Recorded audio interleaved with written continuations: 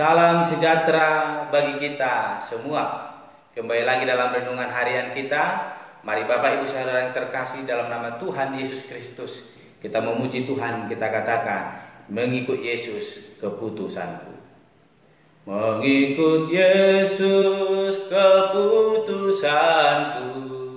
Mengikut Yesus keputusanku. Mengikut Yesus keputusanku. Ku tak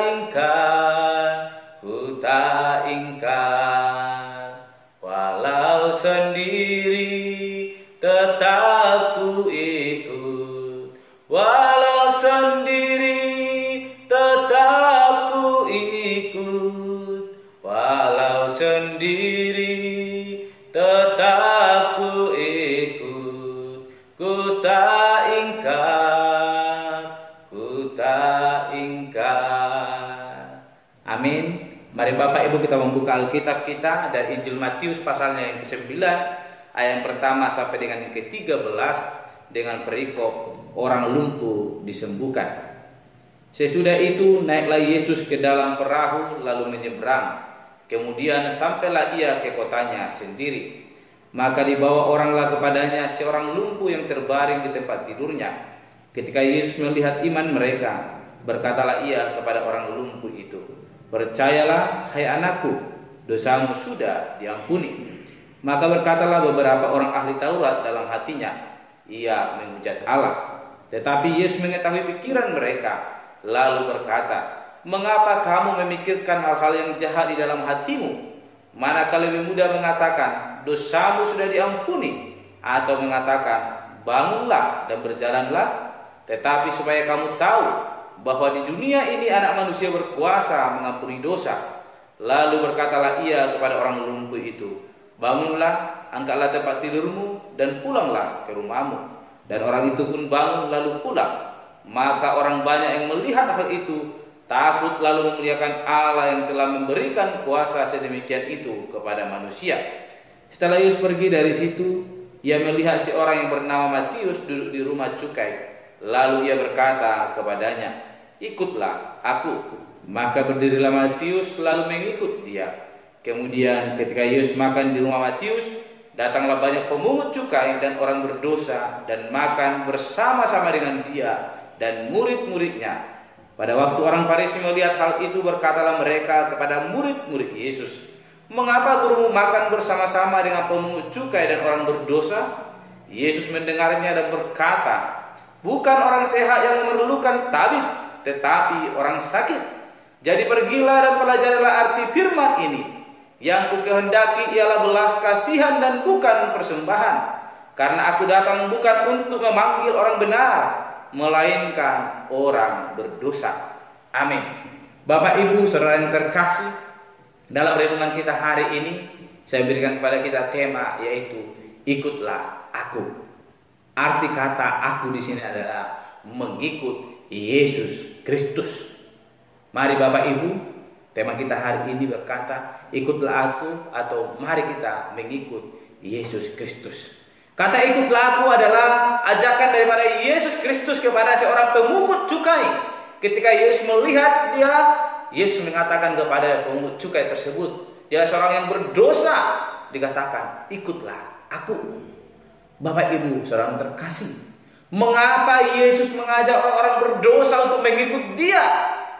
Apakah Yesus kurang pekerjaan sehingga ia harus mengajak orang-orang berdosa? Bapak Ibu Saudara terkasih, Yesus datang ke dunia bukan untuk memanggil orang yang benar, namun untuk menyelamatkan setiap orang yang berdosa sehingga boleh menjadi orang yang benar di hadapan Tuhan Allah. Sebab hakikatnya kita manusia yang ada saat ini adalah keturunan daripada Adam dan Hawa yang telah berdosa, memiliki dosa turunan daripada Adam dan Hawa, dosa warisan yang telah diwariskan kepada kita. Dan untuk boleh mengalahkan itu, mematahkan belenggu dosa tersebut, Yesus Kristus datang ke dunia ini untuk melayani kita sehingga kita boleh ditebus dari keberdosaan kita. Bapak Ibu Saudara yang terkasih, apa syarat yang harus kita miliki untuk boleh mengikut Yesus Kristus? Apakah kita harus tidak memiliki dosa, atau kita harus melakukan hal sesuatu yang membuat Kristus senang melihat kita? Kalau kita melihat hari ini Bapak Ibu, tiada syarat yang sulit diberikan Yesus kepada kita untuk boleh mengikut Dia. Jikalau kita membaca mulai dari yang pertama tadi Bapak Ibu, bagaimana Yesus kembali ke kotanya. Dia datang ke sana, banyak orang membawa orang sakit kepada Yesus. Seorang lumpuh yang ada di tempat tidurnya dibopong kepada Yesus. Yesus tidak melakukan apapun Bapak Ibu saudara yang terkasih untuk bisa menyembuhkan orang tersebut. Dia tidak perlu pergi mengumpulkan obat-obatan ramuan, bahkan mungkin menyediakan tempat untuk boleh membuat suatu upaya untuk boleh menyembuhkan seseorang tersebut. Jikalau kita membaca Bapak Ibu di ayat yang kedua dikatakan, maka dibawa oranglah kepadanya seorang lumpuh yang terbaring di tempat tidurnya. Ketika Yesus melihat iman mereka, berkatalah ia kepada orang lumpuh itu, percayalah hai anakku, dosamu sudah diampuni. Seorang yang sakit lumpuh telah terbaring di tempat tidurnya. Yesus tidak melakukan suatu tindakan, mungkin memukul kakinya, mengurut tangannya sehingga dia boleh sembuh daripada lumpuhnya. Kita melihat Bapak Ibu, ada satu syarat yang boleh dimiliki oleh orang-orang yang boleh disembuhkan oleh Yesus, orang-orang yang mengikut Yesus Kristus sehingga mengalami mujizat daripada Tuhan Allah. Kita melihat Bapak Ibu, Yesus hanya cukup melihat iman percaya daripada orang-orang yang percaya kepadanya, sehingga akan mengalami kesembuhan dan boleh mengikut Yesus Kristus. Kita melihat Bapak Ibu yang terkasih, bahwa ketika orang lumpuh itu dibawa, Yesus Kristus hanya melihat iman daripada orang-orang yang membawa yang sakit lumpuh itu. Dan Yesus juga membutuhkan hati yang percaya daripada orang lumpuh tersebut. Sehingga Yesus berkata, percayalah maka kau akan sembuh. Benar Bapak Ibu, di ayatnya yang ke-6 dikatakan, tetapi supaya kamu tahu bahwa di dunia ini anak manusia berkuasa mengampuni dosa. Lalu berkatalah ia kepada orang lumpuh itu, bangunlah, angkatlah tempat tidurmu dan pulanglah ke rumahmu. Bapak Ibu saudara terkasih, Yesus berkata bahwa dia mampu mengampuni orang yang berdosa. Dan dia berkata kepada orang lumpuh itu, bangunlah, angkatlah tilammu dan pulanglah ke rumahmu. Bapak Ibu saudara terkasih, apakah Yesus seorang yang tidak memiliki pengertian yang baik? Dia adalah pemilik pengertian itu. Pantaskah Yesus berkata, bangunlah dan pergilah pulang ke rumahmu? Dia adalah seorang yang lumpuh, tetapi kuasa itu dimiliki oleh Yesus Kristus, sehingga orang lumpuh itu karena kepercayaannya kepada Yesus Kristus mengalami kesembuhan. Dikatakan yang ke-7, dan orang itu pun bangun lalu pulang. Suatu hal yang luar biasa Bapak Ibu, kesembuhan dinyatakan bagi orang lumpuh itu. Jadi tidak ada tindakan yang perlu yang sangat besar.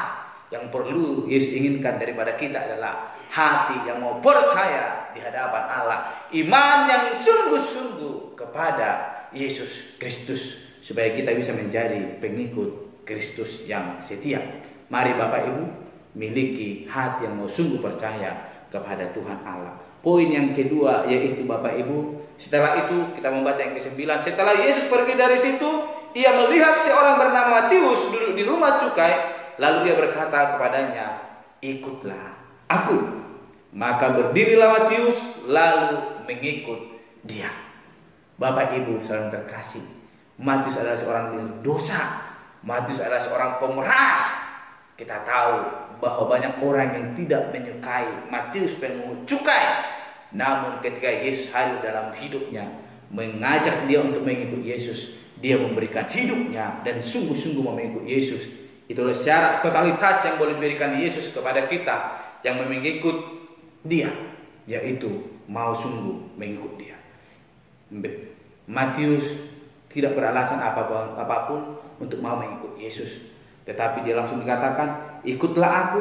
Maka berdirilah Matius lalu mengikut dia.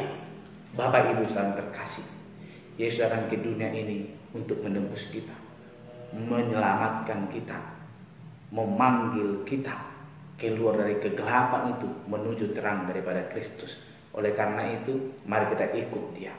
Tiada hal yang sangat sulit untuk mengikut Yesus. Kita hanya butuh hati yang mau percaya, bahkan mempercayakan hidup kita kepada Dia, sehingga kita mengalami mujizat daripada Tuhan Allah, dan kita menjadi pengikut Kristus yang setia di hadapan Allah. Mari Bapak Ibu, aminkan dalam kehidupan kita, lakukan sehingga kita menjadi pengikut Kristus yang sungguh-sungguh setia, dan kita merasakan anugerah berkat yang luar biasa yang daripada Tuhan kita. Amin. Mari kita berdoa. Bapa Surgawi, terima kasih untuk renungan hari ini, bagaimana Yesus Kristus boleh menyembuhkan orang lumpuh. Dengan hanya percaya, orang lumpuh tersebut disembuhkan. Bahkan Matius pengikut cukai yang berdosa, ketika Yesus memanggil dia mau mengikut, dan dia boleh diselamatkan oleh Tuhan Allah. Demikian dengan hidup kami Tuhan. Kami mau sungguh-sungguh mengikut Engkau, mau sungguh percaya, bahkan menyerahkan hidup kami sepenuhnya kepada Tuhan. Mampukan kami Tuhan, sehingga kami berkenan di hadapan-Mu. Ya Tuhan, kami berdoa dan mengucap syukur. Haleluya. Amin. Shalom Bapak Ibu. Tuhan Yesus memberkati.